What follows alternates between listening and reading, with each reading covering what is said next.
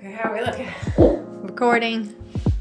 Looks like we tried. I can't tell if I'm in focus, but I've got a square on my eye. We should do a YouTube only intro because since I have to edit them both. Oh, yeah? YouTube, you get something. You guys didn't hear us enough. You get more. Oh, okay. I don't know a YouTube intro, so. No, like YouTube gets to see more. This is what they get to see. This is what it's like having yourself duplicated. The one that's duplicated has a question all the time. So say something to YouTube. Okay, what is something they say to YouTube? I don't know. Quit being a normal person. Yeah, what do you say? People who are watching us on YouTube get a little extra thing that the people listening to us don't. Okay. Well, how do you have for some nuggies in there? They're just like, I'm not even sure. I gotta work on my intros. What is your... Okay, let's start here. Sorry, I said to Corey, let's have an intro, and if she froze. Yeah, I froze. I don't know what YouTube intros are. It's not a thing. Stop making it sound like it's a thing. It's just talking to YouTube. Okay, talking to YouTube. Your big takeaways are... Did you watch yourself? I did. What is your takeaway? There's no right or wrong. Oh, my big things that I didn't like about myself. I don't care. However you want to take that question. I think my mouth is open a lot. I think when I sit in a pondering position like this, my mouth is always open in my mouth. Does that make sense? So it's always slightly ajar. My big takeaway is the reason my lips don't touch is because there aren't any to touch. What I noticed about your teeth is you use them as an upper lip. Because I don't have one. So something's got to close the sound, and it's not my mouth. Okay, this is the Baking It Down podcast. You want to tell us what it is? We are the Baking It Down podcast with Sugar Cookie Marketing. And you might be saying, what is Sugar Cookie Marketing? I have some news for you. It's actually a group on Facebook. We have stopped the request. We're slowed down the request to join because we really want to have a good, tight-knit group. Okay. I wish I could say that. It's not that we slowed down. It's instead of letting anyone in who's answered the questions, we're just letting people who really look like they really want to learn something in. People who just say decorating cookies as their entry question answer, probably not going to let them in. If you're like, I'm really looking to sell, I'm just starting out, hey, there's a seat for you right next to me. So in this group... Just make sure you close your mouth in your mouth. My mouth in your mouth. In this group, what we see weekly is, we see a lot of trends. So right now, people are in the waves of Valentine's Day. I see a lot of people already posting up their sales and things are looking good. People say that this year, a lot of people are buying for Valentine's Day. Really? Which I think is great. What do you think the switch is? I don't know. I'm not quite sure. We've had some weird years, so it's really hard to find that status quo of what it is. What we've seen a lot this week is people are having issues with copy. And the word copy sounds weird. But it should sound word. Wordy. Copy is I think it's a marketing buzzword. It's any words, text words, spoken word that's associated with a product that's for sale. Yeah. So if you're wondering if we dumb it down in 2025 terms, it's the caption that goes along with your posts. Right. So the caption is the code name word copy when you're in marketing. Copy has to be a spinoff from something from a newspaper. Copy that. Roger that. Let's see. Where did the word copy come from? I woke up feeling so nauseous this morning. Heather feels nauseous. Corey feels amazing. So Corey's going to carry the team. Corey is not Where does the word copy originate from? Medieval Latin copia. From Middle English copy from the Old English French copie, abundance, plenty, transcript, and copy. Okay, copy. It means abundance or plenty. The word has evolved over time to mean written account, reproduction, or any specimen of writing. How fancy. Oh, what a specimen of writing. Okay, so this is the copy. Now it says in the early 20th century, it's advertising writing. Yes. Right. Okay. Before it was your diary, and now it's your sales pitch. When it comes to online marketing and online marketing of products and these pre-sales, these Valentine's Day pre-sales, a lot of people are like, I got the photos down. My photos look shamazing. And your photos will stop the scroll, but what gets them to read? Right. No, read it. Right. No, I said read it. That's a great point. So I think that words are so important in marketing because they dictate next steps. Yes. So your photo worth 1,000 words. Yes. It's already doing the talking. It tells us to stop, but it doesn't tell us where to go. It doesn't tell us where to go. And instead of delving into copy formulas, which we have done on this podcast before, what we're going to do is maybe like the cognitive ways. Like Heather is, I'm going to say maybe the star athlete of email writing. No, mine is. Yours is lengthy. You're going to know where to go. Yeah. You're going to be barely hugged along the way, but you're going to get there. Like there's writing that has a lot of superfluous words where it's high emotion, very low content. Very low content. And those are great storytellers. Yes. And then you have people that are lists, here's what you need to know, here's where you need to go, and very few emotional words, and they come across as very curt or like abrupt. Very abrasive. Curt, very abrupt. Or there's people who are like, I don't even know what to say. Here's 3 emojis. Hey, listen, an emoji never hurt my feelings. So what we want to do is more of what can stop the scroll, what can get people to expand the truncated content. And truncated means Facebook will show like a sentence. A great example of truncation is my Target selling the cutters for a penny. See more? The see more is truncation, meaning it cut what we could see, the joke being that there's no see more and you guys are all. So our goal, photo to stop the scroll. A good hook is what they're called, and I've been studying hooks this week. A good hook to expand that truncation to the see more, and then how to tell your customer where to go to get whatever that you're selling. And that is the call to action, which you see abbreviated a lot as CTAs, call to action. Yeah, so, call to action. A lot of times I see a baker's like, hey, I just can't get people to buy, but when I go to their website, it's like, here's what I did. And they're not, I'm like, tell us where to go. Like, you have to direct us. Or what I've been seeing a lot in the cookie college is a lot of people are like, I have no engagement. And unfortunately, when you have no engagement, sometimes you're always talking at people instead of talking with. And it's kind of like you want to promote a conversation there. But if you're always talking at them and every post is like, here's a set I made. Thank you, Julia, for ordering. Here's another set I made. Thank you, Pilly, for ordering. What you're going to end up with is they're going to stop reading the caption because it's not to them. It's to Billy and Sarah. And then when you tuck in that call to action that's been truncated, then nobody's going to look. I know. I think there's a cohesiveness. And I think there's a type of content buckets for copy. Like you can touch, and that's why I like formulas so much, the copy formulas, because it's like touch this one, do this one, reset. Yes. But I wanted to start, I'm going to do a quiz for you. Okay. Not like a hard one. Okay. Look at you, like a speed test. I was just talking about high school. When we were in kindergarten. We were in those like first grade, second grade. They had these things called speed drills. And you had the teacher be like 1, 2, 3, and go, and then you turn the paper over and violently start doing math problems. Ruined. I know Corey has PTSD. And then when you're done, you slam the paper over as fast as possible. You know what? Mine never got. I felt embarrassed to not have mine slam in 30 seconds. You want to get a participation trophy? I do. It's called your paycheck. So I'm going to give you a noun. Okay. I want you to add an adjective that makes it more appealing to me. This is going to be hard off the cuff for sure. Oh, it wasn't hard. I mean, if you can think quickly. Couch. Comfy. Comfy couch. Okay. Bed. Cozy. Cozy bed. Door. Squeaky. Makes me not want to buy it, but that is an adjective. Oh, I didn't know. I thought you just to make it more appealing. Slidey. I would say solid. If I was a door seller, I'd say these are solid doors. They're solid. Yeah. Curtain. Blackout. I was going to say, that would make me want to buy a curtain. Yeah. Or flowy, if you wanted that aesthetic. Flowy. Airy. Airy. Yeah. Oh, yeah, that's a nice one. Pillow. Comfy. Can I choose that again?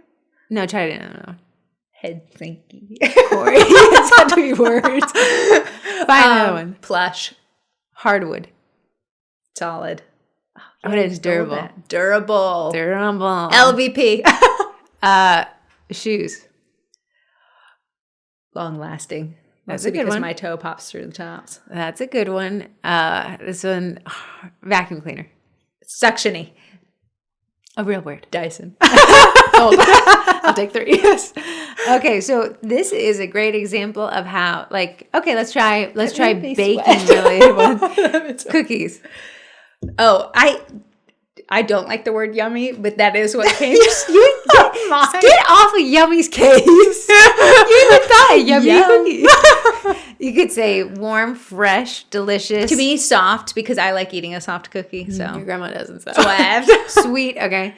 Then we have. Let's go even more niche down to custom sugar cookies. So even the word custom, made to order, I right? love that. Personalized, customized. These words that signal more than just the cookie itself, but help move the client forward to that purchasing process. Yeah. So adjectives are great. Then there's the other side of adjectives, words that describe a noun.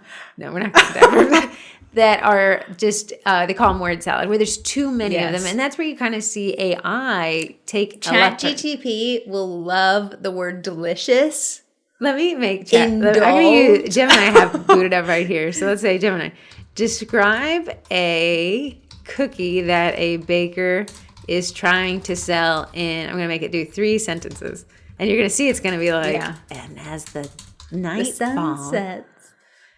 Let's see. So just a sec. Here's what he said. Indulge in our signature triple chocolate chunk cookies, bursting with decadent dark milk and white chocolate chips. Each bite is a symphony of rich, chewy goodness, perfect for satisfying any sweet tooth craving. Okay. Lots of adjectives. It loves the word indulge. Symphony was a new one. I kind of like it. Chewy goodness. So that's why Corey and I said the big tell with AI is that there's too much of that. Yeah. So we want to have a balance of not too sterile. Buy my cookies. Yes. And not chocolate chunk cookies bursting with decadent. You're not in high school trying to make your word count. Right. So especially in the land of truncation is where AI is kind of taken like, I don't know. But it said I got to give her 3 sentences and I got to make it sound delicious. Yeah. So we have what I like to do is find this one, find buy my cookies and end up in the middle. I love that. What you want to start off with when someone says the hook. If you see videos a lot, especially like on TikTok or Instagram, specifically TikTok, people love them a hook. And what a hook is, it's something that gets into you that makes you want to watch the rest of the video or stay for the rest of the post. I always kind of call it like Laffy Taffy, like something that pulls you in and you just you're like, I have to see. So you guys will see it a lot when somebody gives somebody a membership to the Cookie College, and I'll be like, hey, the hook is like, you'll say, Corey, please to the front office. Corey to the front office. This is my favorite one. Like, hey, Corey, I ask you not to message me on Messenger, and you keep trying. So you're not going to listen to me there. You're going to listen to me here, and we're going to have an audience. Yeah. And you guys are like, expand. See more. Expand. One that I do yearly around my son's birthday is I have to tell you about the worst client experience I've ever had. And it turns out to be my son, but people have drama. Okay. So everyone's like, well, I can write exclusively in hooks. No, that's a content bucket. We can't only write in these juicy hooks, but there's other types of more normal hooks that we can do.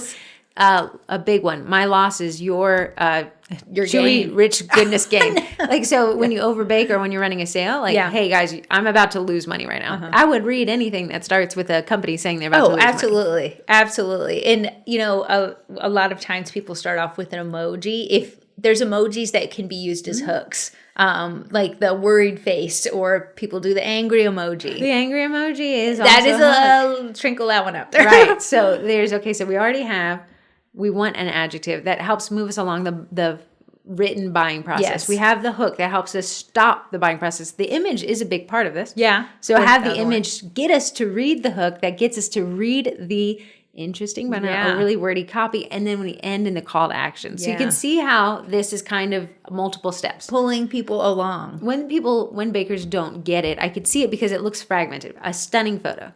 Great. Yeah. That stopped my scroll. The copy is either a big paragraph. My biggest Heather calls them walls of text. Walls of text. One time, and I should repost it. I might even do that today. I wrote this huge wall of text. It was all lorem ipsum text. And I put a line break at the top and a line break at the bottom. And I said, if you went from here and then you skip down to here, you're the average person. Yeah. That is me. So when you write your copy and it's just this wall of text, no line breaks, no emojis, no, even if you can do formatting in groups. Because you have to think our phones are just as big as our hands. It's so hard to follow along when there is no line breaks or paragraphing. So you have to think the amount of attention that someone wants to give a post that is this big, slim to none. Right. I find myself dozing off when I'm trying to read them. I used to get in arguments with Rump, and he spoke like a wall of text. And I was like, hey, I'm sure this is annoying to him, but I would just, whatever. Like, so I was like, hey, can you talk in an outline? Can you tell me what the thesis is? He loved it. So can you tell me what the thesis is? And then every point below that supports this thesis. So I know where we're going. Yeah. He said, not on your watch. But that's because it's easier to follow. Yes. Like, hey, I'm about to run a sale. Here's why, here's how, and here's where. Yeah. But when we have this, like, hey guys, just want to let you know I had this really busy week and I made too many cookies and then this person didn't show up, so I have an extra cookie. And that's all one thing. People are not going to just stop to read that. Yeah, especially when you feel like you're being talked at versus talked to. On Reddit, it's an anonymous forum, right? It's because it's anonymous, it's more honest. Yeah. Right. So somebody will be like, I love to read relationship problems, mostly because of my own. Right. People will have this book of like, it's so long. Man, that's it. I'm here with you all the time. It's I'm here for the hook. So it'll just be this wall of text. And even I'm like trying to skim it. So I'm like, let me go to the first comment to see what this paragraph was. And the first comment is, I'm not reading all that. Yeah. Right. So if the anonymous, honest forum is like, we're not reading all that and we subscribe to it, what is that telling you about the copy used with your business? Yeah. So there is such a thing as too long. There is such a thing as too emotional. This is what I see a lot of artists, people who like creatives love large. Everything is emotional. And sometimes if you're trying to make a sale, you can't be so emotional when you're trying to make the sale. So instead of being like, and then I went out to the farm and I got the fresh flour to mill at home, and then I put it's a symphony of flowers. It was a symphony, perfect for satisfying. Yes, with homemade vanilla made by my bare fingers. It's just a lot, and so there's a time and place for emotional post. But if you're trying to make the sale because there's a cutoff time, we gotta. Even emotional posts should be a content bucket. Yeah, for I would tap in as much to that one as I would the hooks, the very dramatic hooks that are made to. Yes. And when you have these different content buckets of copy types and you ping them occasionally, you're going to see that it resonates with a different type of audience, right? And you might wake up some people that maybe have snoozed on your post in the past, might be like, oh, I really love an emotional, heartfelt post. I'm going to read the whole thing. Now, Corey and I aren't very emotional people. We're not. We are emotional in the fact that we like happy and laughy, jokey. Laughy, angst. Those are my two emotions.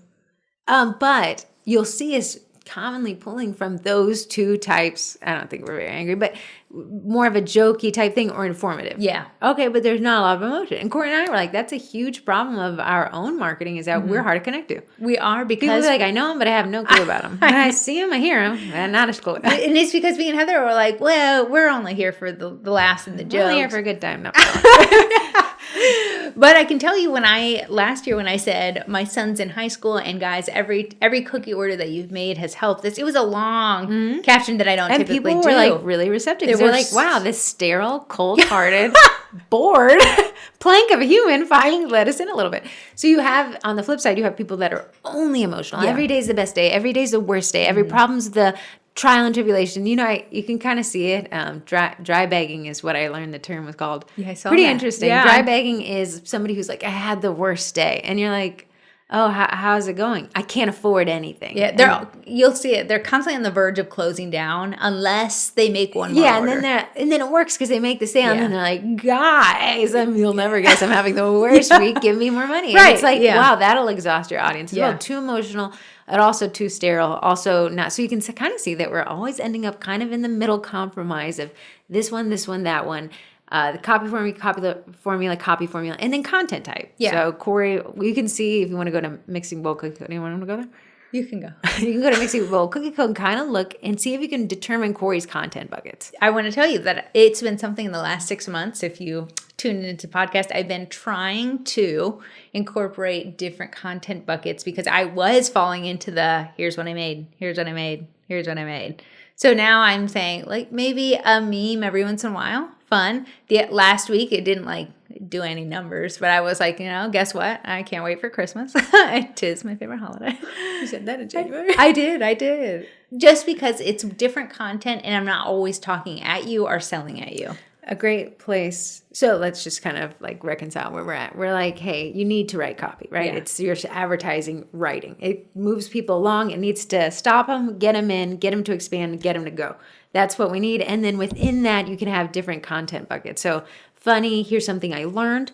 For your cookies, that kind of lets people into where you're at. Then you can say, here's my family. That's why the About the Baker posts do so well. Yes. There's About the Baker posts, a lot of times they have longer copy because you're, again, connecting on an emotional level. Yeah. Can't have too much emotion. We can't have too much humor. We can't have too much anger. And we want to hit those content bucket types. Yeah. And then we want to end on a call to action. So a call to action is the center. YouTube, if you've watched any YouTube video in the last 15 years or however since it's come out, it says smash that like button. Smash that subscribe button. Comment, subscribe. Why do you think every YouTube channel does that? Because its effects on growing subscribers is so high, even though you knew you should subscribe to the channel. Yeah. And that's a call to action. Yeah. And humans respond so well to calls to action. Yeah. So if I'm thinking about buying something, here's different types of call to actions. I'm on a website. I find a cute little sweater. I love it. A call to action would be like, if you buy it today, you get 15% off by entering your email. That is a call to action. Unfortunately, I always do it. I always give my email just so I can have the code just in case I want to use it. That is a call to action. Anything that's running out, an expiration, is a call to action. Mm-hmm. So my pre-sale is open from now until February 1st. Okay. Your call to action is now, you have an expiration date, call to action, you got to order before February 1st. Right. So you're telling them you're calling them to take an action. It's so weird because you're going to be like, every single one of these ends in this kind of same thing, place an order, in a very different worded way, a symphony of order placement. But without it, you're like, you brought people and they're about to jump off the cliff and then you're like, nothing. Where do I jump? There's nothing to go there, right? So we had to add that call to action because it takes people to the final step, which is the most important one in sales, and it's taking the action, which is buying A lot of times, if you know, a good way to know that you're missing the steps to the call to action is if your comment section ends up with, are these for sale? So somewhere in your copy, you've not alluded to if you're selling the item. You see this giant paragraph is right there. I know. That's too long. I know. Your comment section is quite telling. Because either people don't have enough time, so they're going to re-ask the question in the comments. A lot of bakers nobody reads anything. That's telling that your copy is confusing. It's hard to read. They're not reading something because it's boring. Yeah. Or it's long in the tooth. So if you break it up with line breaks, if you use emojis, Heather loves what is this little finger pointy emoji guy? Right point is the search. Oh, right point. Heather loves right point. They have arrows that are emojis. I love for if people are online shopping, there's a shopping cart emoji. That what do we know that means? That's means my cart. Putting that in there. What if there's a little person's head? A little person's head? Along the top right. Along the top It's right. your account details, you idiot. Have you ever used the internet before? I'm a grump because I'm Courtney's being annoying. She's never read the web before. Let me pop up this diagram. I was feeling the sweat of Heather starting at me. Man, I could do a lot of sentences, and eternal nausea would be my undoing. I know. You should have told me before I came here. I could have brought you an anti-nausea med. It's okay. The water drinking thing. The water is not doing it to you. I drank it super late, and I woke up all night with fragmented sleep. I woke up nauseous. Did you hit your water goal? No. Even the worst part, I didn't get the bottle cap dance. I didn't drink it yesterday. I just suffered yesterday. But back to copy. So it's got to end with that call to action. Now, not every post needs to end with a call to action. That could be a different content bucket. Corey talking about her son being one of her most difficult clients is a humorous post. It doesn't need, and if you also would like to be as difficult as my son, please place an order here. I'm not sure that it has to. And it's also great to test algorithms in relation to links at the end of your call to action. So something I've realized is sometimes if you put a link in the copy of a post, it won't generate the preview. Oh, it won't be a clickable link. Yeah. So you can drop it in the comments. Another strategy is to say, link is in the comments. Well, now they have to expand the comments. That's an extended funnel. It is. But at least it's now clickable. And it's because they're not going to go HTTPS. Yeah, you're never going to do that. Right. So it's these theories. And then there's the whole Facebook depreciates the reach of copy that includes external links because it doesn't want you to. But copy is everywhere. Copy is on your website, on your order form. It's important everywhere you go. You're going to run into every something. Menu you've ever looked at, somebody wrote the copy underneath the cheesecake that you're about to order said each bite is a symphony of rich and chewy goodness. I honestly do think the Cheesecake Factory uses ChatGPT to describe theirs. Just think when you started your day, every roadside sign, every ad on Spotify, every commercial on TV. Oh, yeah. A lot of, if you just watch the news, it's still a lot of advertisement. Yeah. why you should even listen to this news station. We're honest. Breaking news. The breaking news on every hour on there. Right. So there's a lot of copy, written, spoken, otherwise. When you get into your car these days, there's kind of like, you've chosen Acura. Honestly, I want to say I'm not a reader. Like, I don't read books, but I've never read so much in my life as I do in today's society where everything is a post on social media, an email that's coming in. I'm reading all the time. Of course, you're being sold to constantly. They said if you counted how much marketing material you actually imbibe in each day, you're going to be floored because it's everywhere. It's insane. Yeah, everyone's vying for your dollar. Yeah. So that's why your copy has to stand out, and you can't be married to one type of copy because too much of the same thing, it's easier to drown out. So if you're like, thank you, Chelsea, for your order this week. I mean, you're talking to one person, and it's nice that you're thanking that one customer, but Chelsea's already ordered. What you now need to be focusing on is additional orders from Chelsea's order. You'll never see me thank a customer for their order on a post. You did to me. I got your money. I'll thank them in an email for sure and in person. But here's the thing. If I'm using the content that I made to market my business, I've got to use it for marketing. Thanks, Chelsea. Appreciate you. We'll take your order anytime you do it. Consider thanks to Chelsea, right? Let's pretend this imaginary Chelsea ordered a dinosaur one. Is there a pun there? You guys using puns for dinosaurs? Rory. Okay, so let's say she places an order for a dinosaur for a 1-year-old. Corey can say, thank you, Chelsea, for the dinosaur. But then also another type of content, copy, that I think is more compelling. What a delicious word for when you talk about copy. Compelling, it compels us to do something, is I was contacted by a customer. Her firstborn is turning 1, and she said, I want something unique, but I just know he loves him a dinosaur. So I got my tiny little arms out and I went to Rarkin.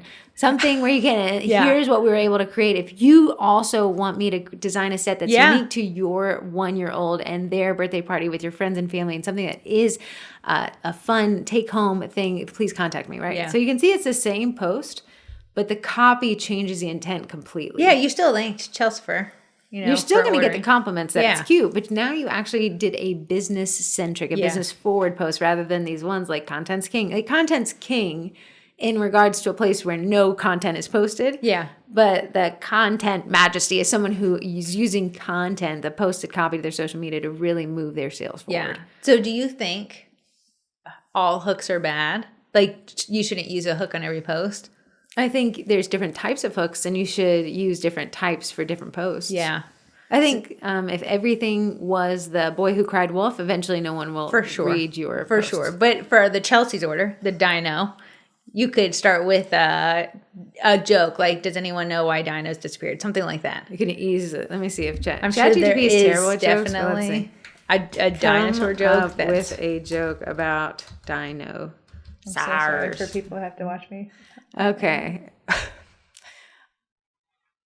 I really think AI, and this is what we're saying, that it doesn't get humor. This is the joke it wrote. Okay. I asked it, come up with a joke about dinosaurs. It has the whole internet to pull from. It says, why don't scientists trust atoms? Because they make up everything, which is hilarious. And then it said, and dinosaurs. And then third line with a ... That's so not good. It was like, here's a funny joke, and we're going to add dinosaurs. And that's why, at the end of the day, do I think AI will replace... AI will take everyone's job but comedians. That we know. That's a wild thing. I would find a different type of joke, but a joke would be a joke is a hook, right? Because it gets people to expand the comments to look for the answer, or you can ask them their call to action if you're not selling Chelsea's order. Here's another type of hook that I think would be an interesting content bucket. Hey guys, help me decide. We love to have an opinion. I did that when I was redoing my logo. Heather had made what she thought was an ugly logo. I loved it. It was a tire. Oh, it was ugly. And I had people get that away from me. Okay.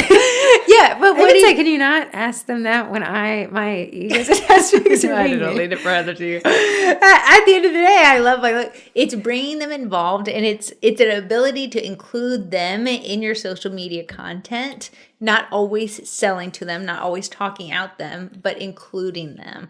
Talking out them? Out and at. Out their buttholes. Right. So when you come down to copy, I always find it, a baker comes to the page and they're like, I just can't make sales. I've done all the stuff. I write the post. I post to social media. I take the stage photos. And I always find it like, oh, there's something here with the copy. And I think it's a kind of a hard nut to crack when you don't know how to approach it. So that's where those formulas really kind of are a nice approach, because you just kind of, what is those things where you get the book and it has the blanks and you just write the word and then you read it back and it's like, Corey wears a stupid outfit today. I don't know There's a name for this. We used to have them in Outback a lot when we were kids, but that's it was like a word fill. Yeah. A word fill. That's what those formulas are. It's like, hey, call to action, start with here, put this here, put that there, and it kind of guides you that way. Eventually, you'll be able to write it just off the top of your head. I know someone's listening to this right now and they're like, I ask a question on every post and no one answers. I want to say, when you do that, it's like the dissertation of why you made this order, and then you'll be like, what's your favorite dinosaur? Unfortunately, because you did your dissertation before that, to think that someone will read all the way to the bottom to find your question is asking a lot of them. That's why it's okay to maybe put the question at the top and test how those are. Mm-hmm. If you're not getting engagement or reach, you're not going to get answers to your questions of what dino do you think you would be if you were in the dino age. So what you're going to have to do is manufacture things until we can get this off the ground. It's not just include a question and you're going to make $1 million.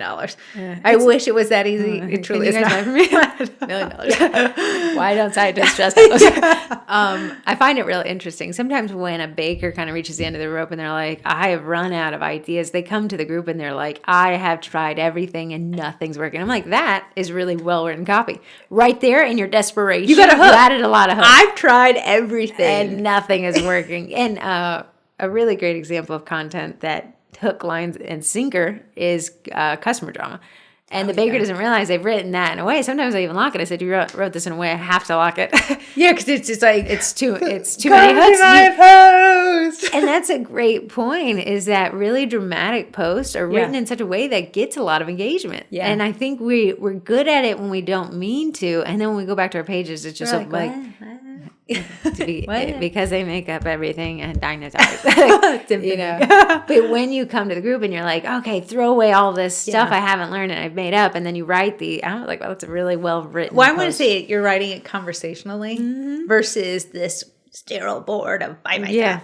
Yeah, and it's very interesting. So copy is the other half of this engagement formula. In the world of algorithms, where people even stopping on your post is a tell to the algorithm that there's something here, them clicking see more. If someone engages with your post, if they touch anything on your post, it is registered as a click. It is. Right. It's registered as an engagement, which is great. So, if we love looking at our insights. I can tell you from insights if something came from it. So like I posted about the $2 transfer club the other day.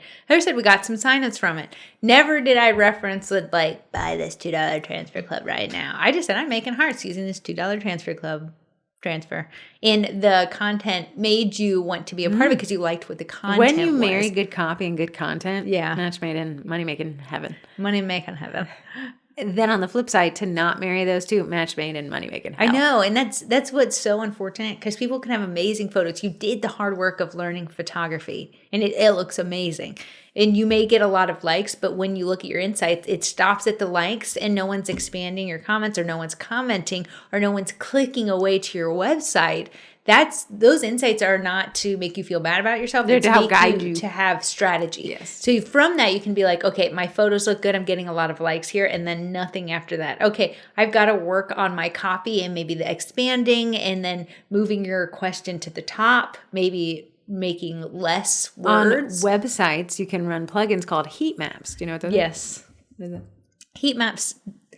Don't even test me. What a heat map is if you go to a website and people want to see where are my customers hanging out on this website, it can track where your arrow is. Because usually if you're rolling up or down the website, if you stay in a section for a long time, either that's a good section or maybe it's a confusing section.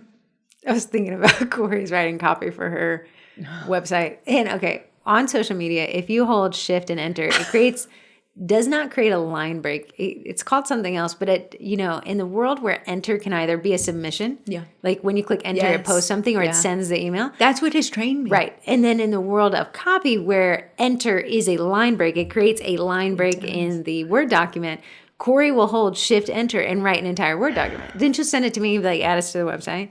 So when I go to add formatting, like H1 tags and H2 tags, it treats the whole thing, because it's technically one sentence with a space in it rather than multiple paragraphs. It'll change the whole thing. I'm sorry, I am who I am. So I said, Corey, listen, next time you send me this riff raff, I'm deleting Heather it. was chastising me In the comment section. Google Docs. You can add a note. I said, how are we 36 and I'm still asking you not to hold shift enter, which this is not the first or the fifth time we've had this conversation. Did you get it right? I have it pulled up right here. I've done it right. Is that you? Yeah, I did it right. I even went back and just double checked. Would it be wild? Oh, did you send it to me? Would it be wild if we read some of your copy here? You can. I tabbed it. Tabbed it out. Oh, yeah. No, I'm really just kind of trying to see if we can see what Did I do good? type of I don't read the second one. Okay, I've already formatted this one for Corey, and we had the intervention over the weekend, so let's read this one. Welcome to Mixing Bowl Cookie Company's allergy info, where you can find my ingredients list. Right there is what we know what's on this page. Yeah, I needed to be straight to the point, not so word fluffy right there. This one I thought you were word fluffy. I don't know. Corey was trying to Heather said, if you don't make 500 to 1,000 words, I thought 500 to 1,000 valuable words. This is so she's like, I'm so glad you were able to come by and check it out. So we have a pun there. Levity. I added an emoji here, an orange one because that's her colors. You'll find my ingredients list for my sugar cookie dough and royal icing mix listed below. Now the reason why she's put those there is that's keywords. Yeah, we want to rank for sugar cookie and royal icing and liquor. Any additional questions as to what's in the mix? Just send me an email, right? And then she lists your email there. I often get asked if I'm allergy-free or allergy-friendly. Again, keywords. We want this allergy-friendly baker, Lake Ridge, not that she ranks for it, but that it helps her rank the whole entire website. Because she's about to say, short answer, I'm not allergy-friendly or allergy-free, and I can't accommodate allergy needs you may have, right? Because we need that part. That's the health part. Yeah. Has to be really big there. Yeah. And I put that, I think, as an H2, I think. Yeah, it was bold and everything. And then we add some levity here. Wow, that's a bit harsh, you might be thinking. And it's not because I don't want to help you out with your dietary needs. It's because a lot goes into allergy-conscious baking to be allergy-free in Virginia. So you can see keywords there. Your entire kitchen would need to be allergy-free at all times, right? So again, you can kind of see that the words here, and that's the problem with SEO. SEO-centric is too many keywords. It also is hard to read. Then you have the chat GTP word salad, which too many adjectives, it gets hard to read. Yeah. But then we still need to reach a word count, but we also need to be readable. I have my next blog post that I've entered for submission for Heather is the who, what, when, where, and why of sugar cookie classes. So it's often to say 1,000 or 1,400 words about sugar cookie classes is hard. But if we break it down into topics, the who, the what, the when, the where, the why, it makes it a lot easier to write a lot of content, and it makes it easier for your audience. So who should take these classes? When are these classes? Where are these classes located? It allows my customers to see what pertains to them and skip over what doesn't. Right. And that's where heading really breaks up. Heading tags, so H1 tags, it'll be the largest text. H2 will be nested. Yeah. And it'll help you understand where this page is. And not only does it help you understand, it helps your the SEO, the crawlers. Yeah, yeah. So website copy and social media copy, They're related. They are related. They're just different strategies behind them both. A lot of times when people are like, I just don't love my website. No, people are going to my website, nobody's ordering. Sometimes we'll go there and we'll see this whole about section, like about where you grew up, where you lived, your favorite dessert. Yeah. And unfortunately, if I'm the consumer, I'm worried about me. Corey said, What's in it for me? Yeah, Corey said, how can I write my about page? Well, write it as if somebody was buying from you. What would they want to know? They could care less where you were born. They could care less. They do like to know how long you've been baking. Yeah. They want to know if you won any probably awards or yeah, some any thing. credentials. That helps them, give them more buying power when it comes to you. But a lot of times we think about section, it's all about me. It's called About Me. I wish it was. But how can this part of my website convert someone? How can the copy take someone from entering the website for the first time and have them leaving saying, I want to order from this baker? And oftentimes it's not about how I went through a divorce and my son is now 15 and we're learning I would order how to for drive. all these reasons. A divorce. Order for me, I'm a divorcee. It's 15 too, doesn't it? You guys kind of get the point that copy really makes the marketing world go round. And I think sometimes we fall prey to this beautiful image and nothing around it's really pushing our sales forward. Yeah, when people really truly do give up on copy, they'll hit at you with 4 emojis and that's it. And at the end of the day, sometimes if you're like, my copy isn't working, a lot of times we're like, I don't know, take these 4 emojis. That's all I got right now. But if you can delve in and test, it's not going to be an overnight test. I can promise you that. It takes some time. And then even if you have, sometimes I write the best copy of my whole life and it's like, man, we're not going to touch anybody. I'm going to randomly look on for like a plumbing company. Right? Okay. plumbing services near me. I'm just searching this on Facebook, and we're just going to analyze their copy. This poor person who's going to show up first when I click on pages. Let's see what we got. Roto-Rooter, Springfield. Roto-Rooter. That's a chain, though. Should I do McDaniels? Yeah. Never heard of them. Oh, I think I have seen their trucks. Okay, this is their first post. It was posted a week ago. Thank you, Barbara. We're so glad we're able to help you, and really thank you for your trust in us. Have you received service from us? Leave us a review. So we got the call to action. Have you received service from us? Leave us a review. The image is a review from Barbara. Thank you, Barbara. Barbara. And you know what? And you're like, oh, but look, he's thanking a customer. If he's pulling from his review content bucket, it's okay to thank Barb. It's not okay to thank Barbara on every post. We have a nice one here. I feel like they have a good strategy here. So it's the post. It was made 3 days before the Barbara one. Customer FAQ: how long does it take to replace my HVAC system? It said generally the average time for replacing a system can range from 1 to 5 days. Sometimes it can take up to 4 to 8 hours. Time frame includes planning and removing. And they were like, here's the emoji list of things that have an effect on how long it takes. And then it says book now. Oh, that's nice. Which they're using a bit.ly link, which means they're tracking their click-through rates.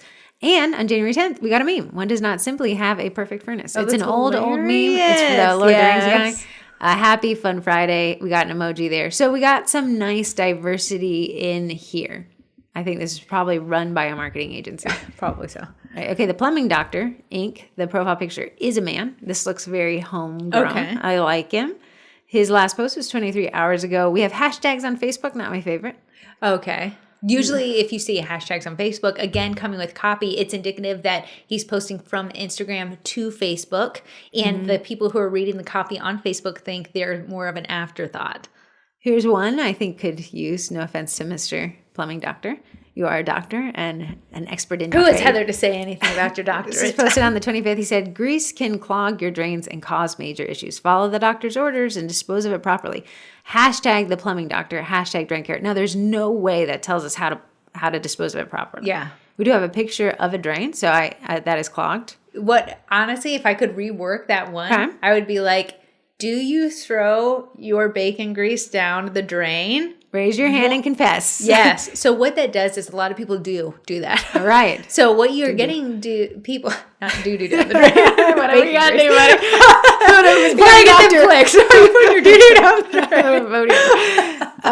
What it would do is get people to stay a little longer, and then if he was like, don't do that, or you'll be giving the doctor a call. Doctor's orders say dispose of it in these 3 ways. He has a name where you can really lean into the doctor thing. Slow drains are often a sign of a bigger problem. Don't ignore them. Contact to check your pipes. See, unfortunately, there's just not enough here. Yeah. Unfortunately, we do know that drains moving slow. There is an issue. No, there's a problem there.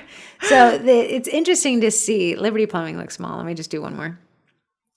If you own Liberty Plumbing, please contact us. Liberty! Liberty Plumbing. Shield your home from winter's chill. Ensure a leak-free season with routine pipe maintenance. Don't let water damage freeze your plans. Call us today. So we got a call to action, tons of hashtags. Okay, I'm sorry, Liberty, if you're listening. People who call Northern Virginia North VA, and I know it is called that. It feels like you're out of town. No, you're an out-of-towner. You came here. What I would say if I was him, did you know that we have gotten 24 bursted pipe calls this week? If you had said 24 burst pipe calls in Springfield, I'd be like, this is a local guy. Like hashtag flood damage. You're not going to get any leads from that. Yeah. Hashtag plumbing tips. I'm not subscribed to hashtag plumbing tips. Maybe I need to. Oh, right here. 60% recommended. I would be working much harder on that. But otherwise, you can kind of see that we've got these very, very narrow content buckets for these poor plumbing companies we have. Sometimes at the end of the day, people are like, if I just put something up, it's, okay. Oh, Lordy. I've been really trying to work on my engagement and my conversationalism. Okay, last post a while ago. What? The 22nd. The 22nd. It's literally the 24th. It's the 28th. The 22nd? That's what it says. Are you sure? I don't know. Is there a caching issue? Because all of these people were timestamped the back. You check. That's 5 days ago. 1, 2, 3. Yeah, the 22nd. The 22nd. I haven't gotten. We're only on Tuesday of this week. My goal is to post twice a week. Oh, okay. Yeah. About to give you a neck. So the only reason I did post this allergy one. Is to get more clicks to the website. But I think it's a great idea. Okay, nice. Okay, nice. So we got a thinking emoji, and it says, "Is a website ever done?" According to my web dev, the answer is no. I thought that was a nice little hook. Thank you. It wasn't a dramatic one like, if you eat this and you have egg allergies, you'll die. Here's my allergy list. Like, it's like, hey, is a website done? No, but here is my ingredients list. I've just added it. Like things like that. So call to action. I like the image. She used the link preview as the image, so she didn't add an additional image there. Scrolling on. Okay, this is a text-only post. Very unique for you. Which I'm trying to. So Corey and I are testing on this sugar cookie marketing page. Text-only. It's doing well. What do you think about having the color behind I don't know. I've never tested that. Okay, yeah, because you typically don't do it with the color behind there. This almost looks like it could be a photo. Sometimes these are shared a lot. That's I know. So, okay, we knew it was coming, but here's my yearly statement. Brace yourself. Here it comes. You've been warned. I can't wait till Christmas. Okay, that's 100% humor. No call to action. No call to action. Connection. She can't do this all the time because this would be weird. Yes. But my thing is I want to connect with you. If you like Christmas, I like Christmas. We like Christmas together. My next one is a cookie post. Okay, now this was very heavy. Images. If you want to hold it up to them. This is the Taylor Swift set she did for my older sister. A grown-up Swiftie in her 30s era, shaking it off and feeling 22. So we got a lot of puns, but we have no call to action. Because I'm not taking orders right now. I'm booked. Okay. So there we go. So she's increased the funnel. It's harder to figure out how to order from her. Yes, very hard. And then Corey, so yeah, it's diverse. And what works for Corey is not going to be exactly what works for you. But if you have no strategy, might as well try it out. Go to my next Bulldog one because that one performed well. So here's one I thought was a cutter flip. And I thought this was a decent way to flex knowledge, like the versatility of I can be a baker and I can make things work where they shouldn't. Yeah. She said, I'm so proud of myself. It's all in caps, right? So we got the hook and then the laughing, crying emoji. Because now I'm like, are you proud of yourself because you made a mistake? Are you proud of yourself? And she said, okay, let me explain. And she's writing it in very conversational. So it's not allow me to explain. It's let me. She's using abbreviations. Typically, I can't see a cutter for anything other than what it really is. A ball is a ball and a shark is a shark. A pizza slice cookie cutter, no way it could be a pie slice too. But it totally can be, but my brain will not let me imagine it as anything else. We got humor. Corey's saying, hey, here's my self-deprecation. I'm not that creative, but I had a dog theme order and found this pig cookie cutter and I saw the bulldog possibilities, which makes sense because I have a bulldog and he's a pig. So same lineage basically. So then we let him in a little bit more. That I am a dog lover. You guys look at him. I did it. The cookie cutter flip like the cool kids. So this is a deprecation, but kind of letting in and a lot of humor. I do like it. It's got 51 comments. This is probably one of your more viral posts in regards to your audience, which is 227 likes. Yeah. Right. She did that without creating drama or posting politics. So congratulations. I know. That's hard to do. Right. And this was posted, we live in Northern Virginia. So when you guys see like the inaugurations on Monday, the inauguration is shutting down the interstate where we live. So it's very big here, a lot of government contracts and stuff. So that did perform well. And then before that, she said, here's what I started. Here's the first cookie I made, and here's a cookie I just made now, and here's the difference of that. A lot of this is, from what I can see, if I audited this, there are no call to actions. You do not want orders. Yes. But you want to stay in people's feeds, so you're flexing your abilities. These are very like, here's what I can do. Here's what my capabilities are. Here's how I can help. Here's how we can fill in this gap. Yes. So when she wants to take orders, these audience is very calibrated. However, I can see there's a strategy here not to take orders. Yes. Now, if I go to your page, person watching or listening, and you're like, I really want orders and I'm not getting it, and I'm seeing no links like I'm seeing in Corey's, I'm going to say, well, you must not want orders. There's no call to actions here. And if you go and the comments are unresponded to, like the people who are commenting, to me, they're my angel babies. Thank you. Yeah, every single one has a reply. Every single one. I have every really single one made has my a heart. reply, which is a great point because when I see people, I don't have any engagement, but you're not replying to the people who are watering your lawn already. Even if it's your mom, I don't know it's your mom. But they could be asking a great questions. Will these be available on Saturday at the market? Yes, we'll be at so-and-so market from 8 to 12. We're booth number that, and you can go find that's us your mom there. lobbing you an email. Yeah, and you're tennis. Sport. Setting. Something I didn't do and sat on the bench. So that is how we can kind of make copy. And copy in the world of social media is very important. Yeah. Copy, really, I mean, you guys only engage with us through copy. Because you're not on this video. You guys can hear us, but we can only read you. So very interesting strategies. That takes us through this thing. I would challenge you this week to just see how much copy you're actually imbibing. Copy meaning advertising, writing. and then read it. So when you go to Olive Garden and you're going to get the thing you always do, read what its description is. You're going to see a lot of chewy, delightful goodness. Made in the Italiano, I'm thinking of Olive Garden. Right. Italiano mountains with ebbs and spices. Mamma mia. So, and then you're going to kind of see like, wow, this is really intended to guide you towards a certain action. Yes. That's why when the wait step, it's so odd. Olive Garden now has this Zoisk, the kiosk. A Zoisk. It's this little computer that sits at each table, and we go to Olive Garden enough that they've let us into what's happening. It's the reason why they have to type in your drink order is because it starts a timer for them, the wait staff, which is weird because we're like, can I get a Diet Coke? And they're like, can I get your Zoisk, please? Diet Coke. And I'm like, I could have done that, but they're like, yeah, we have to do it to start your table. I know. But when you check out, and it's like, hey, do you mind completing a survey? They always ask us to do it because it helps them get like a bonus or something.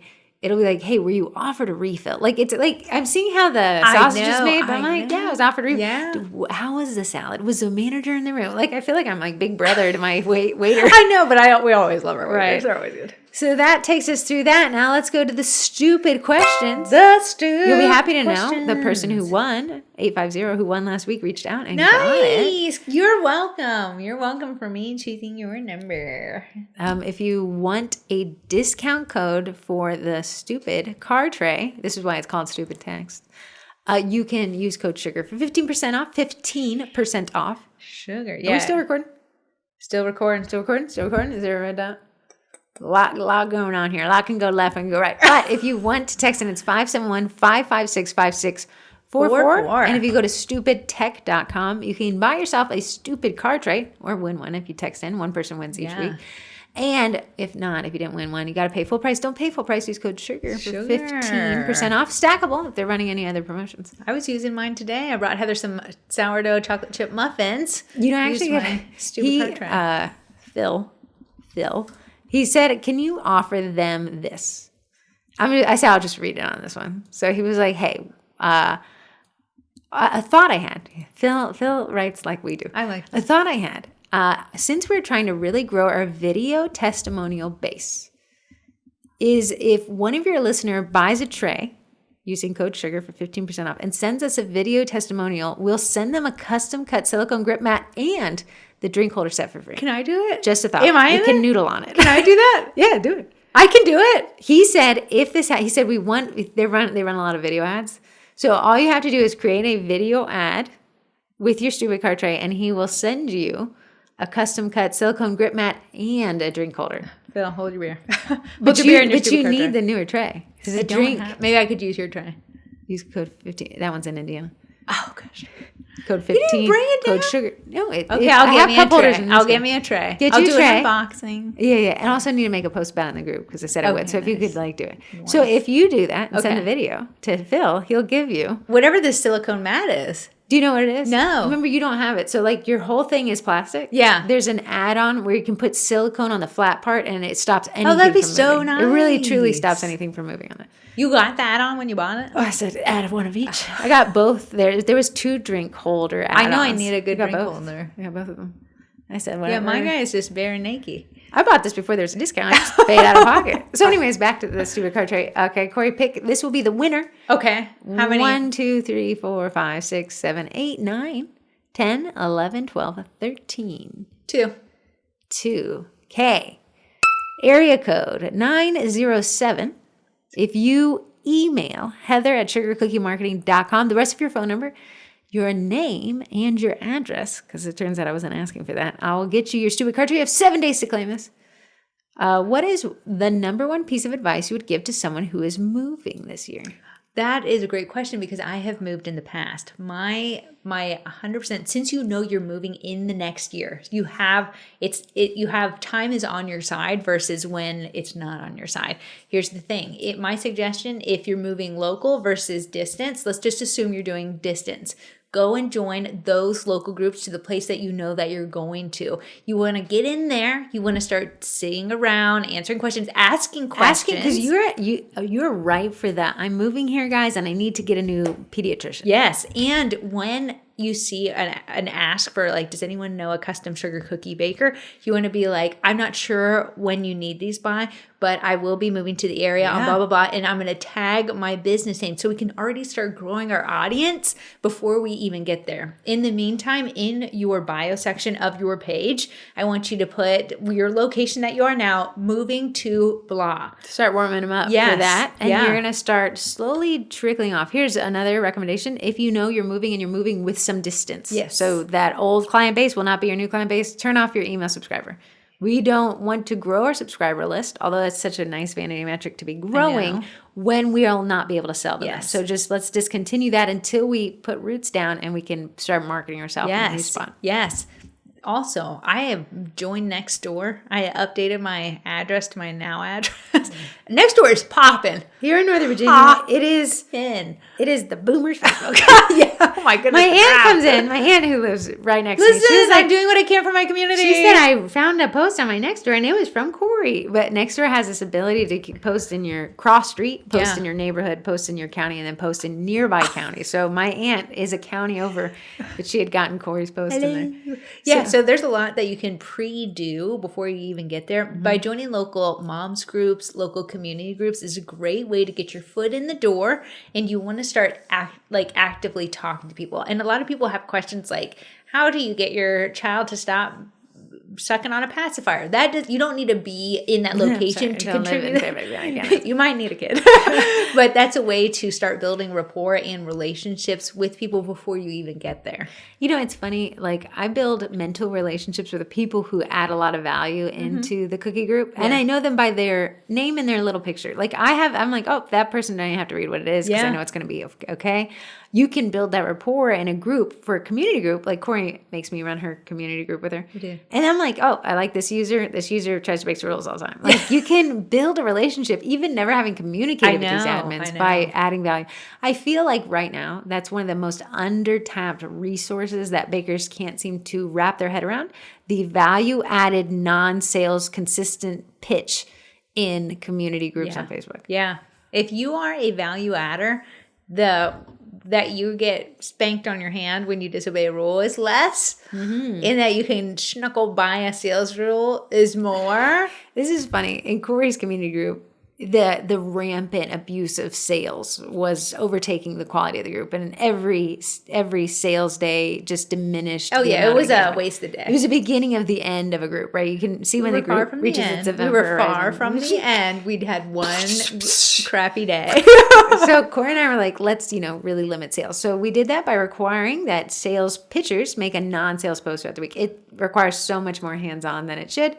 Such is though, and now the quality of the group, the number one posted today is no longer Sales Saturday because they have to make a second post. I know. But I was trying to, I declined to post, and then we cite the rule like you have to make one non-sales post. And a lady was like, but every time somebody buys from me, they benefit for having a need met. And I was like, wow, you've spun that in a way that makes you look like a saint without getting the point of this is that from an admin, you making money benefits me none. You making a post or answering questions benefits me a lot. So if you're joining a group and you're like, hey, I'm looking for a good Wi-Fi spot, those questions, you'll get so many comments.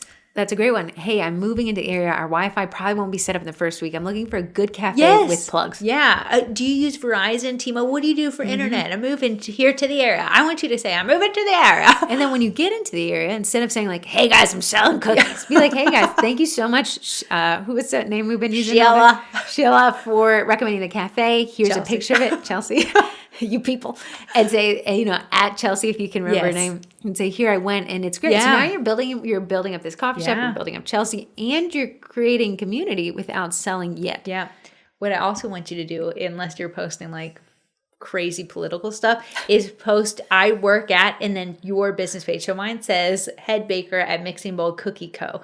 So as I'm making posts, people are nosy. We're all nosy. They're clicking, they're seeing, and then they can also tie me to that without me having to say a word. I want to tell you guys, if you are in a Facebook group, if you're in the Sugar Cookie Marketing Group, great place to test it. Yes. Go to the group. You can do it on your phone or desktop, computer, and then click on in the top ribbon towards the top. There's something called You, and I'll have your profile picture next to it. Click on that.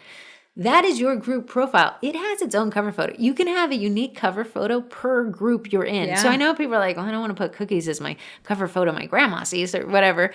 You can make one uniquely for that group. You know, how interesting it would be. Corey and I were testing a theory about, there's a foodies group.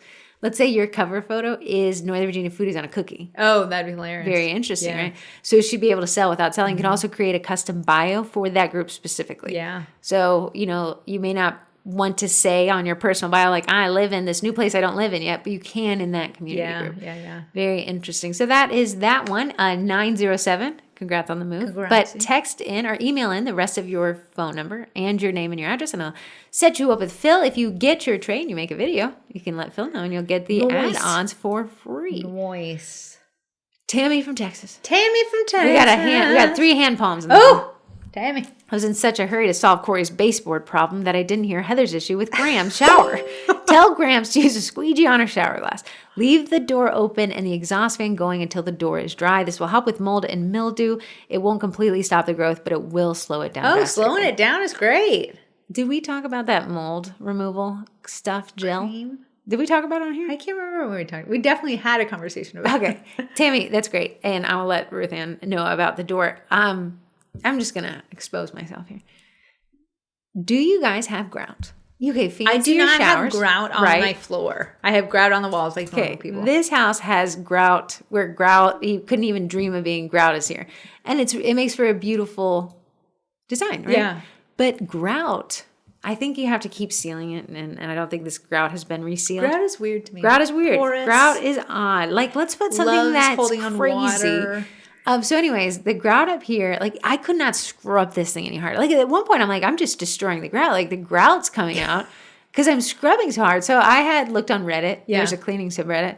And someone was like, hey, this product, which I'm about to show, I guess, this product cleans grout. If the grout is stained, which is mold and mildew, they're like, and you can't scrub it out and bleach is not working or anything, use this Apulito mold and mildew cleaner. So I buy this stuff, right?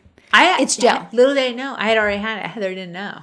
Corey, I was like to Corey, I was like, I have this great product, mold and mildew cleaner for grout. Corey's like, no, I have a better one. I said, no. You don't understand. This is the best one. And Corey's like, now listen, I can't touch mine. On the count of 3, we revealed our mold and mildew cleaners, revealing the same one. Apulito.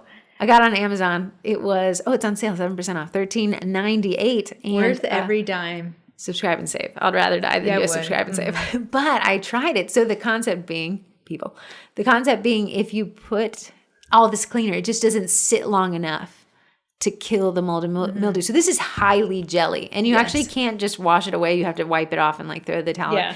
But it cleans. I mean, I don't know whatever it's doing. I can't, for all mold and mildew stain, tile, grout, sealant, baths, sinks, and showers. Whatever its active is, it's doing it. Why are we talking about this? Okay, because Tammy texted in. Great tip. If you guys want an additional shower tip and you're fighting this like stained grout and you're like, it's clean, but it's not looking clean. Tammy, a question for mine. I always tell my son, when he gets out, we have shower curtains over here in my poor house.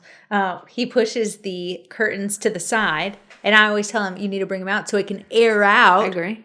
That's right. But then there's less airflow to the actual tubular. I bet you Tammy's going to say, Tammy, I'm not speaking for you, but I bet you Tammy's going to say, then push it at night, squish it over. Like half day, half. Yeah, half.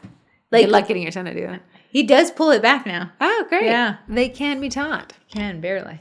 Hi, twins. Sorry, no favorite twin. The chemistry between the two of you is like no other. Wouldn't have it any other way. We have chemistry. I have more chemistry than you, than my 2 husbands combined. Hey, I said I'm your work husband. That's who the guy I'm dating said, how's your husband? She's good. She's chugging along. My question is in regards to reaching out to customers that ask about ordering and then ghost you when you reply. The previous 2 years, I was making a decent amount of money as a side hustle. This year, I get tons of recommendations off our community Facebook page, which is where the majority of my orders came from, besides friends and family and word of mouth. Then people reach out. I tell them what I'm about. They send their inspo for cookies. I quote them, and then it's crickets. I have priced myself against others in the community and compared the quality of work. I'm anywhere between $2 and $22 per dozen less than those that are comparable. I'm getting concerned that my market and area is just too saturated. Do you have any advice that would help me seal the deal? Can I reach back out to those who ghosted me or sometimes say they went with another baker? Is it rude to ask why? I've tried to search the group for an answer, so I'm sorry if you've already answered it, but I am desperate. Thank you for all you do in both helping me and the baking community. Best regards, a relatively new single mom just trying to be able to afford my precious little children. Love you. Single mom here too for a while. I want to tell you, sometimes when you're priced $22 to $25 lower, you're getting people who are price shopping. They are looking for the lowest price baker. And you're not the lowest. You're not the lowest. You're coming in at mid-tier. You're saying, look at how good I am, and here's how cheap I am. And they're like, yeah, I don't care how good you are. That's not cheap enough. Yes. So what you're doing is you're the top of the lowest of the budgets. So if I'm budget conscious, I'm going to have to bypass you because I'm looking for even cheaper than that. If you raise your prices, you're now going to be the bottom of the highest tier people. You're going to make more sales for the simple fact that people are charging so much more than you, but you're charging just a little bit less than them, but you're not charging so much less than them that people are just price shopping with you and they're looking for the cheapest price. Here's a great example. Corey and I price our cookie classes at $78. The lowest price competitor, I think, is under $50. $40. Yeah. So we're almost double. We're $2 away from double. The highest price competitor is at now $120, which we're pretty shocked because I was like, whoa, we are leaving so much money on the table. I have not lazily posted our classes this year. Would you not assume everyone would go to now the $40 class? No, the $120 class is always booked. Yes. And they do them very consistently. Yeah. Corey and I have about 10 emails of people saying, why aren't you posting your classes? Yes. So they still want the $80.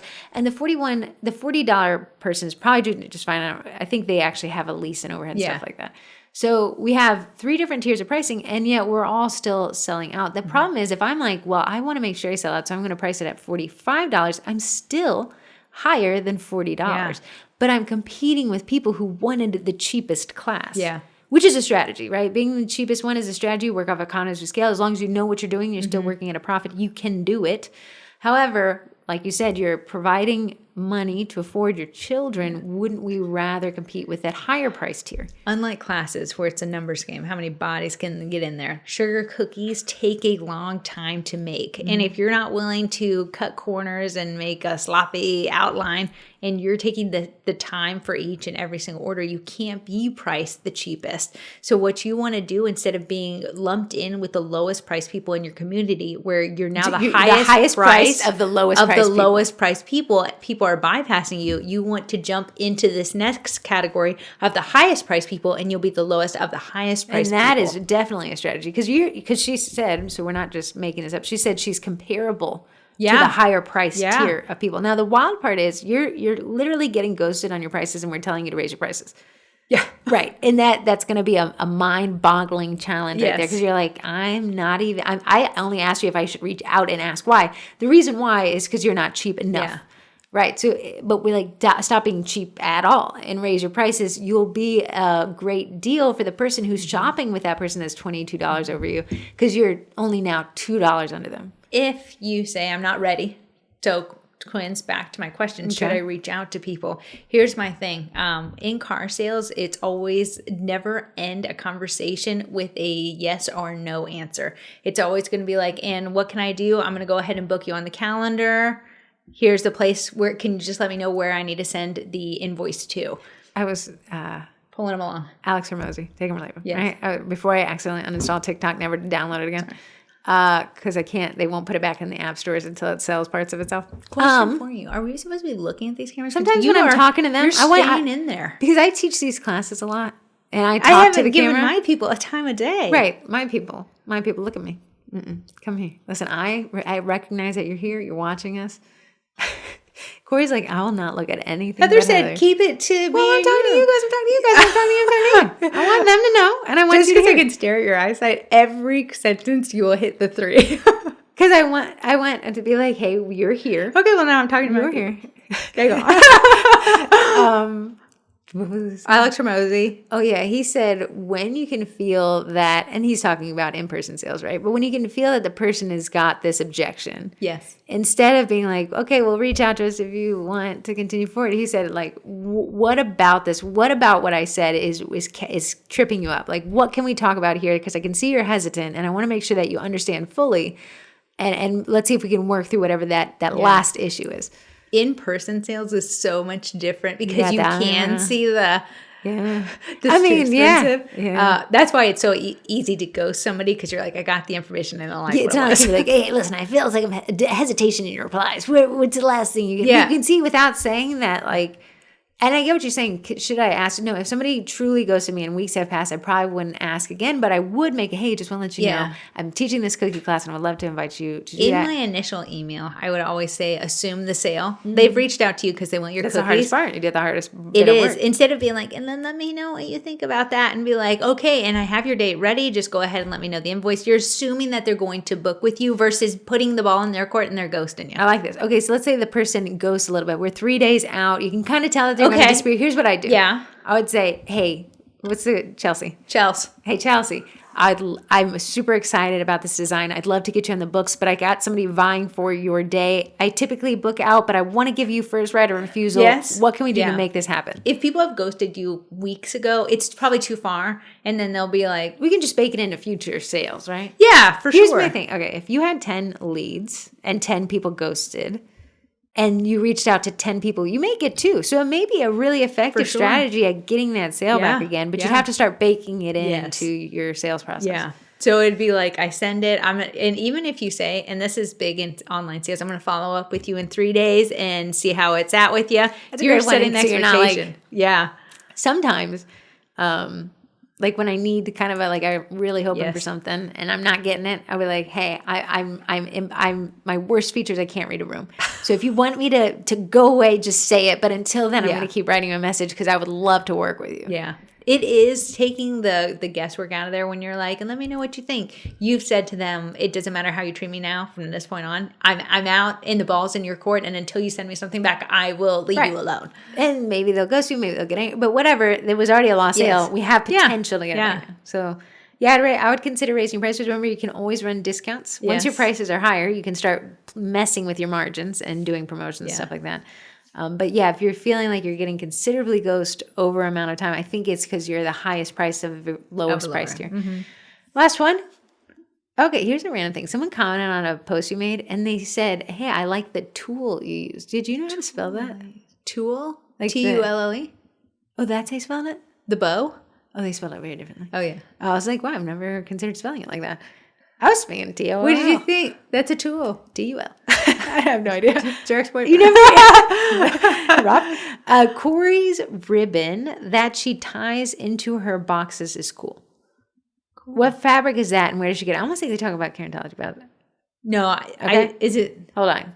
And by the way, your cookie college has some great classes. I jumped in during the Vendy Blendy, and I'll have to jump back off for now, but I'll make more money and I'll be back. Did they sign it off as them? No. Signing off as what? Like Deb. Is it Deb? No, Albany, New York. Okay.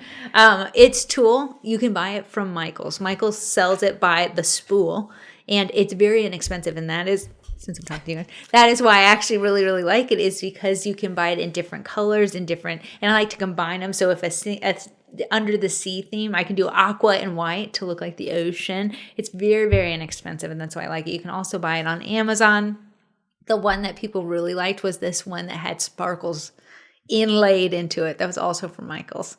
I want to say, if you use that, prepare for those sparkles to get off of the tool and onto your body. That's a rough one. For the rest of your life. That's a rough one. But it was very cute. But I use tulle. If I'm just like, I need to zhuzh this up, I don't have a lot of time, tulle is the best plan of action. Tulle. Tulle.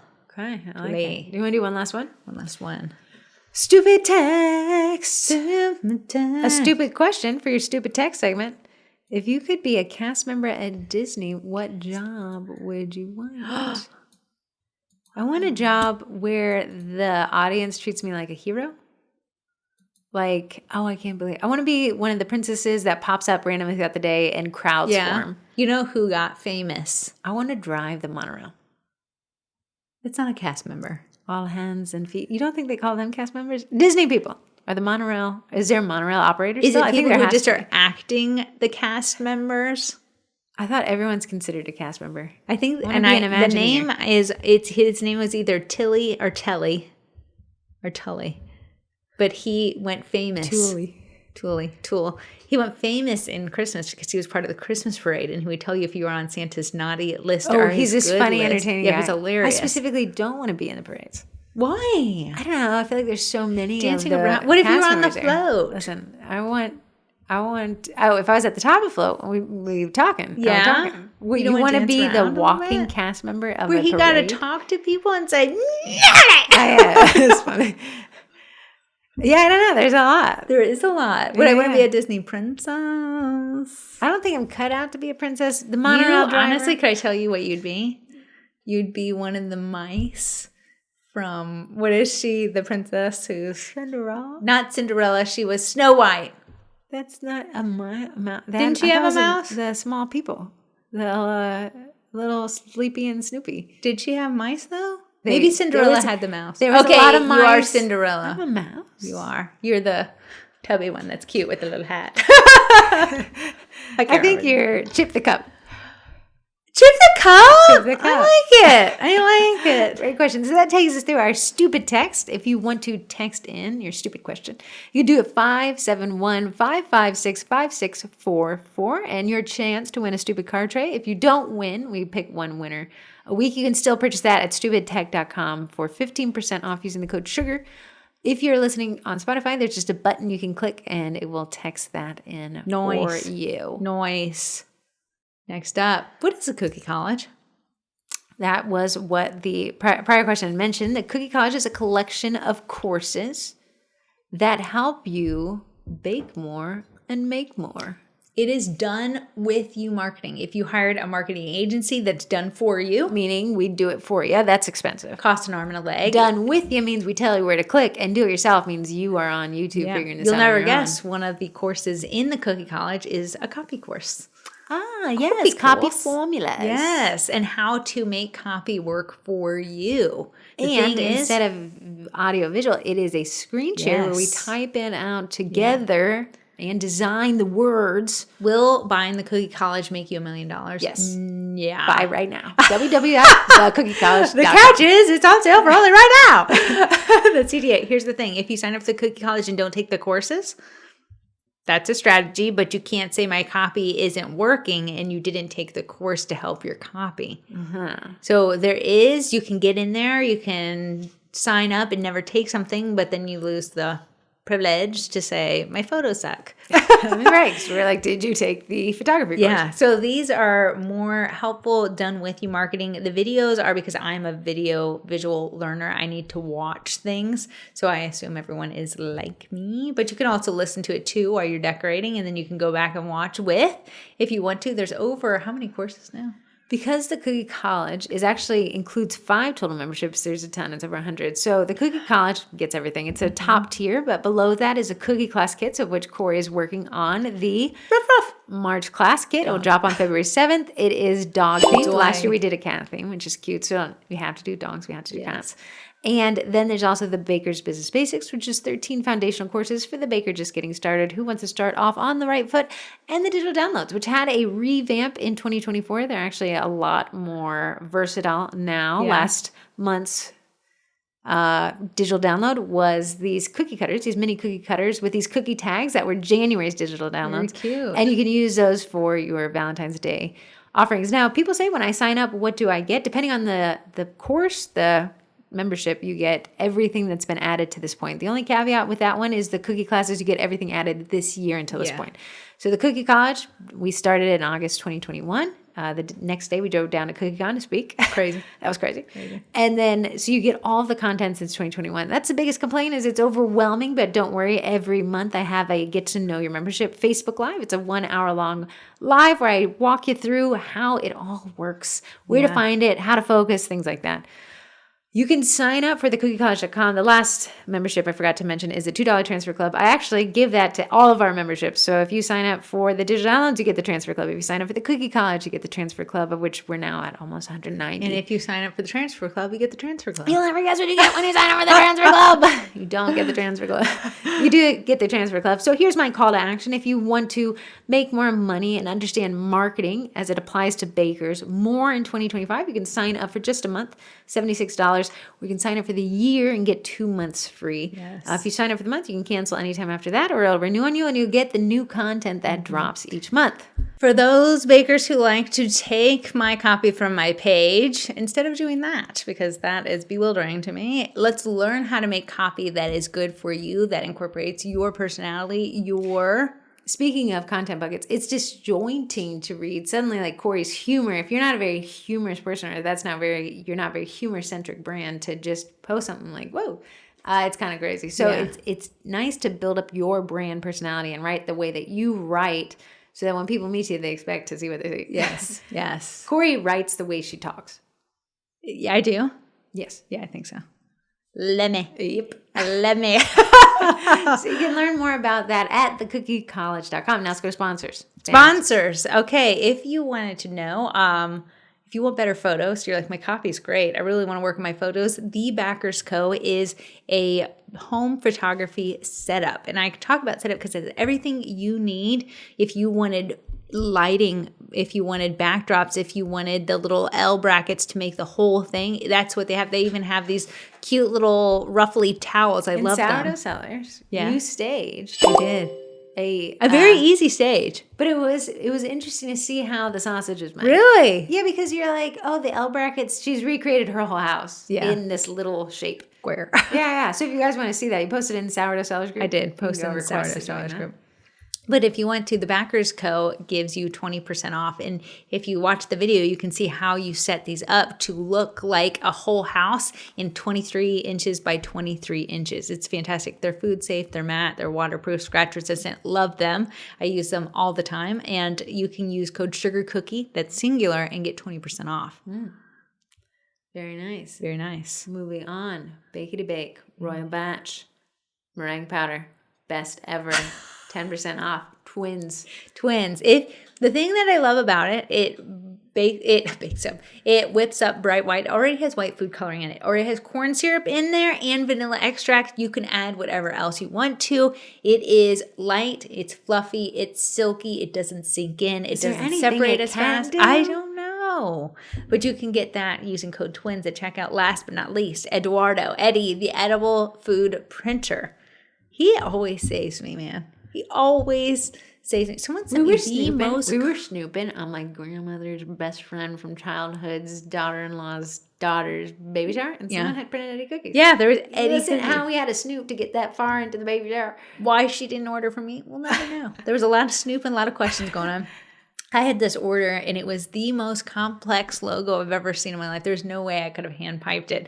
Otherwise, the cookie would have been ginormous because the details were so small. So she said, I really would like if you could have this logo for this little Air Force, whatever it was she was in her department. Just this little military base. Yeah, there was so many things that were in it, like the words of whatever they were in it, plus this little logo and a world. I don't know. It was a lot. But Eddie came to my saving grace. He was able to print it on the cookie, and she was ecstatic. She said, I can't believe you put the logo on a cookie. And I said, yeah, I know. Control P. Crazy. Eddie, in their group, Eddie Printers Users Group, TM, on Facebook, they had announced this software, and they had to relaunch it. Apparently, they had to go take it back to the kitchen, and now they dropped it again. And I think it's so funny. I'm going to try to sound like it's you know how we went to the wedding venue?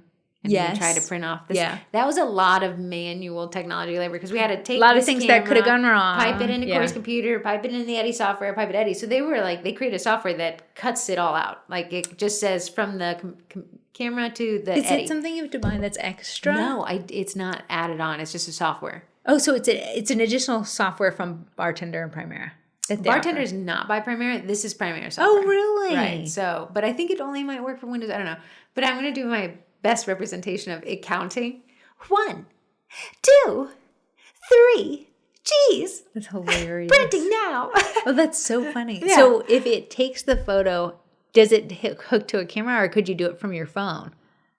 I did not watch that part. It seems like all you had to do was tell the software which camera you wanted it to use. I wonder if you could just, like, was it? I assume it just works. Like, I can tell this computer when I open Zoom, I want to use this one or I want to use that one. Oh, interesting. And then it would just trigger it. But I'm not positive. No, I didn't download the software myself. You want me to sign up for another wedding event so we can figure it out? No, thank you. I pass. So those are our 3 sponsors, and we have the stupid car tray sponsor. Yeah, nice. Without them, we wouldn't have this. So thank you guys for supporting. It would be so shut down. Your head would spin. It would. It would. Do you have a twin trust? Do you have a twin trust? I think. I'll say my twin trust. I was wearing these like very dingy. They were clean.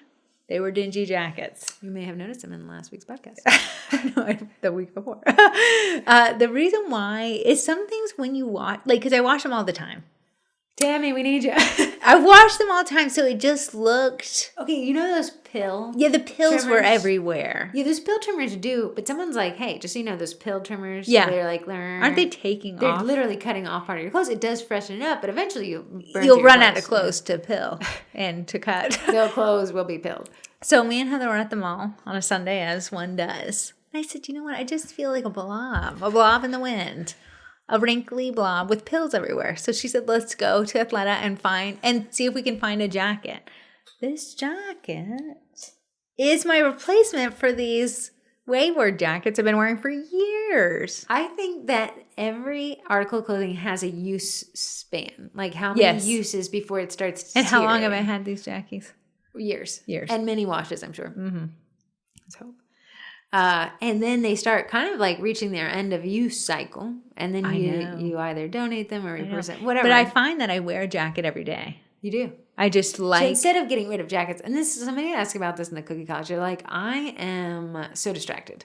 Like, I don't know what to do. I think I'm going to go cold turkey off all social media apps, like, TikTok. And stuff. And I was like, hey, that limiting, my brain hates that feeling of like hard no, like throw away all your jackets. Yes. We're not wearing jackets anymore. But doing like a halvesies, like wear a jacket, find a jacket that fits better, find a higher quality jacket, invest some money in it rather than a bunch of dingy jackets instead of saying we're getting rid of jackets. Yes. So I told her, like, I uninstall TikTok, unfortunately, permanently, I guess. But I uninstall it every week, and then I reward myself with guilt-free watching on the weekend. So while I know I will always wear a jackie, because I love a jackie, it can be a nicer jackie instead of going no jackie. So you got those from Athleta, which was 30% off. It was 30% off. It was not bad at all. A little bad if they weren't 30%. And I had to go and purge. I had so many jackies that were very old. You inspired me. I went and did some. Oh, you did? Yeah, I said I have got to donate these ASAP. Otherwise, I'll keep one, and that is dangerous. Yeah, so I did. It got me a lot of room in the closet. That's great. Because some of the jackies weren't even wearing. I just had them. And I had the same 4 in rotation. One get washed, wear the other one, wash. It's dangerous. How do you wash your clothes on hot? I was told not to do that. No, cold. Cold? That's what my husband said. Oh, really? Nate? Yeah. The bastion of clean clothes and not holes in his pants? Nate is an interesting feller. That's the best way to describe him. He's he does not like spending money at all. He's allergic to spending money. In fact, Corey happened to go through his credit card statement and caught someone stole his credit card, caught it because it was only charged. We knew something was wrong. He buys something 10 times a month. It's groceries. He doesn't go out to eat. And gas once. And then I found this charge, and that's the only reason I found it, because it stuck out, because it was like the most expensive thing he had bought all month. As such, he's not buying clothes, which means he's wearing the same clothes he's always worn. His pants I thought they were inside out. No, it was just the hem giving up the ghost. And he's at the gym the other day, and this man walks up to him and hands him a pair of pants and says, hey, man, I hear you're a police officer. I just want to help. Yeah, I know. But you'll pry those hemless pants out of his cold. They look inverted. You know what's absolutely crazy? Me and Nate have been together for a decade now. Mom and Dad have bought him something every Christmas that is a clothing item. He collects them. They're all in the closet in a big bag. And he'll I'll get him in a big suitcase. Oh, no. He said, I'll take them out. When these fall apart, they're falling more than they are. You'd be pantsless any further falling. Yeah, he's waiting. Like yesterday, we went for a walk. He said, I feel the brisk air on my toes. There's a hole in his shoe. But okay, you'd say, well, then get him some. No, it's not that he doesn't have them. My dad can't clothe the man more. He don't want to wear them. He like. It's the weirdest. It's the weirdest thing. He's never been able to break it. You can't break him of it. He has these nice clothes. Oh, to be satiated with it. Yeah, I know, to be satiated. And then he married you. And I'm a little less satiated, but... I don't know if I have a twin twist. I'm nauseous. I'm trying to eat protein. Struggling. Maybe that's your issue. Blech. Yeah, too much proats. Too much proats, my goats. Yeah, I was struggling last night. When you don't want to eat, and you have to eat a hard-boiled egg. That's why I have a dog. I don't have to finish anything. My protein goes. I know. Would he eat an egg? You know, he used to be really good with eggs, but now he does puke them up. Me too, Ray. Me too, Ray. Yeah. There's something about an egg, when you start thinking about it, you're like, oh. If you think about an egg too much, you can't. Honestly, it's making me gay right I had this one grandpa. You know, like the white part of an egg. The white part of an egg. I kind of love it. It's bland. It's bland. Put it in a salad. It adds some like texture. The yellow part is whatever the moisture it sucks up. If I ate a piece of chalk, I think it would taste better than the yellow part of an egg. Me and Heather, when we were little, had a teeter-totter. Yep. But it broke, so it could go spinning. Yep. It could spin crazy. Like once we were like, yeah, we had Nilla wafers. We said every time we spin, we would spin so fast. Maybe it was me remembering. I felt like it was light speed to me. Light speed. We said every time you pass the Nilla wafer box, have to take a bite. Take one bite. And then there was a bunch of moons of Nilla wafers after it, and we went and we're like, yeah, we don't want these anymore. My grandfather said, you will not be wasting those Nilla wafers. He said, you eat every half moon that you... I haven't had a Nilla wafer. Speaking of, the other grandpa was like, you will eat the yellow stuff. I had set it aside. Like to not eat and it wasn't even coated in the white part. Yeah. It's just the and he said, you part. better... And that stuff multiplies in your mouth, whatever it does. It sucks up any moisture. Right here. Sucks up the moisture. And I think it grows in your mouth. It like almost like a foam. And you eat it, it coats everything. It's fine. If I wasn't nauseous before, I'm nauseous now. Okay, guys, we'll see you next week. Cora will be taking a macaron class. Oh yeah, that is that was a good twin twist. There's some next week. See you next week.